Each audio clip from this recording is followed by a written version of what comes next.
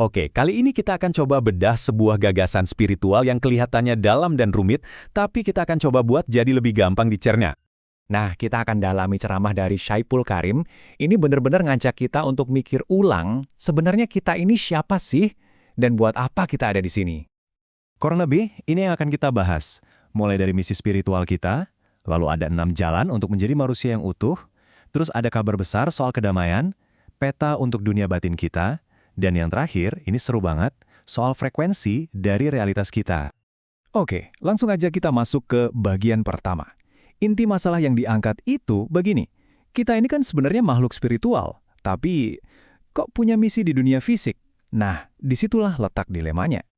Jadi, logikanya begini. Kita punya dua sisi. Sisi spiritual yang asalnya dari cahaya ilahi, dan sisi jasmani, tubuh kita yang terbuat dari unsur bumi.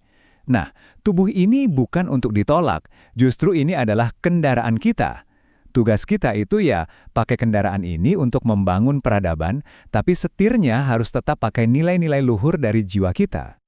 Terus gimana caranya menyeimbangkan dua sisi ini? Nah, menariknya, ceramah ini menawarkan kita sebuah panduan dari kearifan lokal Sunda. Namanya adalah manusia paripurna. Kerangka ini punya 6 langkah praktis. Bukan cuma sekedar menolong yang butuh secara materi aja, tapi jauh lebih dalam. Seperti membantu yang susah batinnya, membangunkan yang tertidur spiritualnya, sampai mengingatkan mereka yang lupa sama jati dirinya, dan membimbing mereka yang hidup dalam ketakutan. Jadi ini benar-benar dukungan jiwa. Oke, sekarang kita masuk ke bagian yang bisa dibilang jadi puncaknya, sesuatu yang disebut kabar besar. Dan ini siap-siap ya, mungkin akan membalikkan semua pemahaman kita soal cara mencari kedamaian. Kita semua pasti pernah nanya ini kan?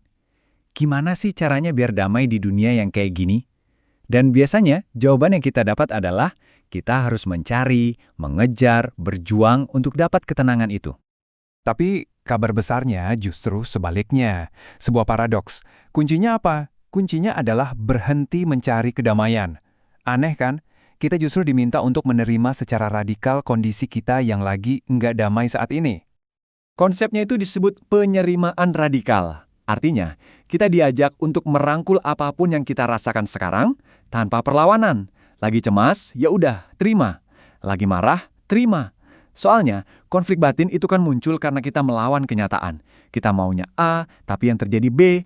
Nah, begitu kita berhenti melawan, berhenti menghakimi perasaan kita, ajaibnya kedamaian itu justru datang dengan sendirinya. Nah, untuk menggambarkan perjalanan ke dalam diri ini, ada analogi yang menarik banget. Pembicara menggunakan tafsir esoteris atau makna batin dari surah An-Naba di Al-Quran. Surah ini diibaratkan seperti sebuah peta kesadaran. Maksudnya gimana? Jadi begini, bumi dalam surah itu diartikan sebagai dunia batin kita yang luas. Gunung itu jadi pasak atau puncak-puncak kesadaran yang bikin kita stabil.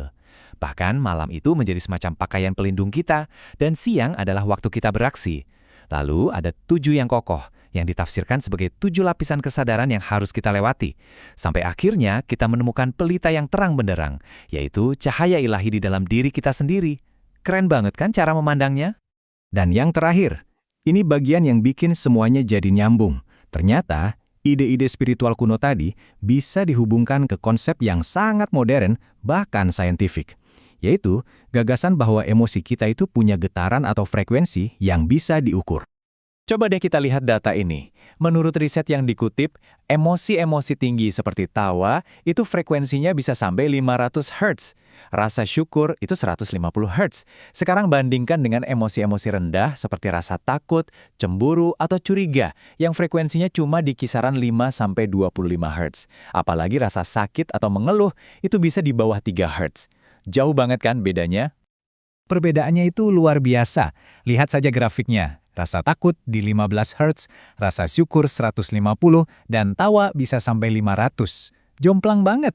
Artinya apa? Kalau kita secara sadar melatih diri untuk merasakan emosi-emosi berfrekuensi tinggi ini, kita bisa mengubah realitas kita, dan yang pasti, melindungi kesehatan mental dan fisik kita.